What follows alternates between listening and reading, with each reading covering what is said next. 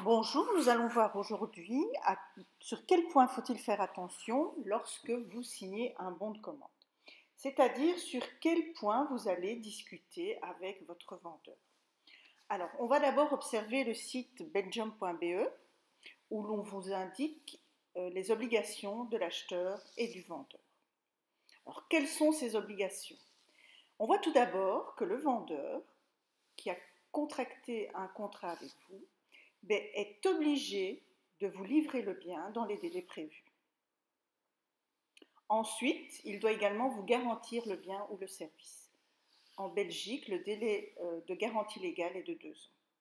L'acheteur, lui, s'engage également lors de la signature d'un contrat, mais il s'engage à deux choses. D'abord, accepter le bien le jour de la livraison, et deuxièmement, il s'engage à payer le prix demandé à la date convenue.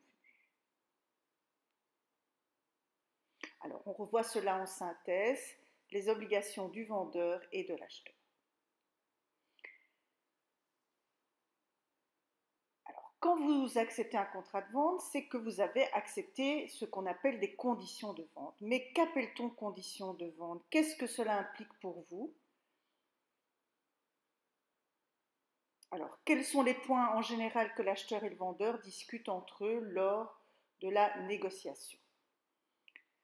Tout d'abord, il faut se mettre d'accord sur le bien ou le service que vous voulez acquérir. Mais comment être précis? C'est-à-dire, comment être sûr que le bien que vous allez recevoir est bien celui que vous voulez? Vous allez voir quelques exemples pour déterminer correctement la qualité d'un bien. Faites-en le relevé.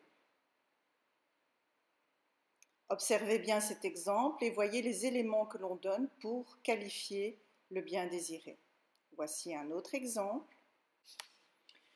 Donc, pour donner les détails sur la qualité d'un bien, on donne sa taille, sa couleur, ses références, le modèle, la marque, les mesures, etc. Alors, maintenant, nous allons parler de ce que vous voyez devant l'écran, c'est-à-dire la quantité.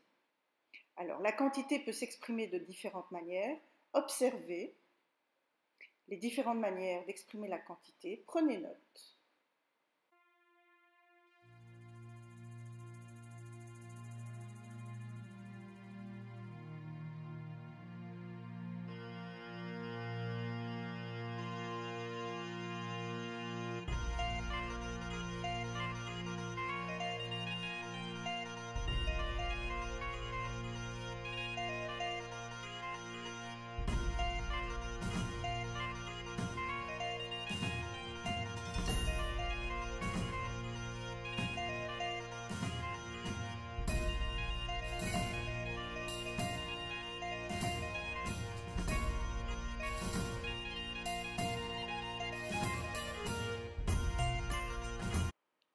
Donc, les différentes manières d'exprimer la quantité sont le nombre, le poids, la surface, le volume, la capacité ou la longueur.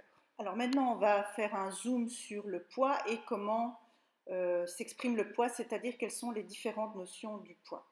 Alors, le poids de la marchandise plus le poids de l'emballage donne le poids de la marchandise et de l'emballage. Alors, les termes techniques sont poids net plus tard égale poids brut.